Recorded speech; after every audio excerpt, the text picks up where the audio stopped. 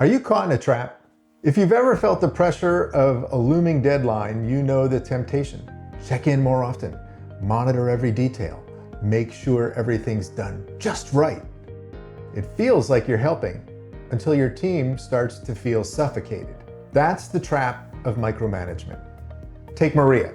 She's a seasoned project manager that I know. She prides herself on her team's work, but as pressure mounts, she finds herself hovering, reviewing every detail, giving constant feedback. At first, she didn't notice the shift, but then engagement started to drop, morale slipped, and productivity slowed. Finally, one of her senior team members, Raj, gave her some honest feedback. Maria, I feel like I'm not trusted to do my job. I can't make decisions or even learn from mistakes without you stepping in. That hit her hard. Maria realized that while her intentions are good, her actions were stifling trust and growth. Micromanagement has real consequences. Gallup found that only 30% of employees under micromanagers feel engaged. The American Psychological Association reports that 40% of workers with micromanagers feel stressed and exhausted. Micromanaging creates dependency, drains motivation, and prevents people from developing critical skills. Instead of striving for excellence, teams end up doing the bare minimum. What's the alternative? The way of coaching.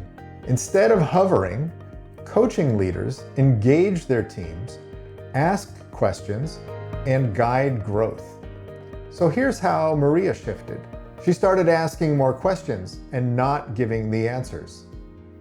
She replaced, here's what you should do, with, so what do you think is the best approach? She created space for reflection. After key milestones, she would ask, so what went well? What could we improve for next time? And she began offering more regular developmental feedback. Rather than pointing out mistakes, she encouraged learning and provided suggestions for improvement. And the results speak for themselves for Maria and other leaders who coach more. The International Coach Federation found that 70% of people who receive coaching report improved work performance, and 80% report increased self-confidence. Coaching also boosts retention. People stay longer when they feel supported, trusted, and developed.